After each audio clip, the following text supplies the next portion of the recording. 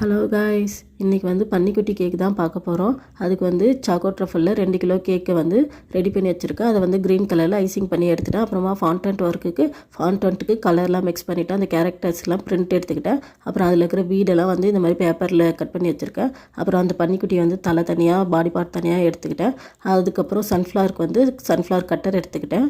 அப்புறம் ஃபாண்டன்ட்டை வந்து இந்த மாதிரி ரோல் பண்ணிவிட்டு அதுக்கு மேலே நம்ம ரெடி பண்ணி வச்சுருக்க அந்த பேப்பரை வந்து கச்சி இந்த மாதிரி கட் பண்ணி எல்லா கேரக்டர்ஸுமே நான் வந்து சின்ன சின்ன பார்ட்டாக எடுத்து எல்லாத்தையுமே ஒட்டி ரெடி பண்ணி வச்சுட்டேன். அப்புறமா இது வந்து கேக்கில் வைக்கிறப்ப மெல்ட் ஆகிடக்கூடாதுன்னு சாக்லேட்டும் பூசி வச்சுக்கிறேன். அப்புறம் வீட்டை வச்சுட்டு அதுக்கு ஒரு கொட்டாயம் போட்டு ரெட் கலர் பன்னிக்குட்டி, ட்ராகன், ப்ளூ கலர் பன்னிக்குட்டி, அப்புறம் அங்கங்கே சன்ஃப்ளவரு, அந்த சன்ஃப்ளவருக்கு வந்து கொடி, அப்புறம் கொடி போட்டால் மட்டும் போதுமா, அதுக்கு இலை போடணும்ல, அதையும் நானே போட்டுட்டு கஸ்டமர் கொடுத்த மாதிரி வேர்டிங்ஸை வந்து ஃபாண்டன்ட்டில் கட் பண்ணி கோல்டு டஸ்ட் பண்ணி வச்சுருக்கேன். அதையுமே கேக் பவுலில் ஒட்டிட்டு இந்த கேக்கை கம்ப்ளீட் பண்ணிட்டேன். இந்த கேக் எப்படி இருக்குன்னு கமெண்ட்டில் சொல்லிட்டு போங்க. டாட்டா பாய்.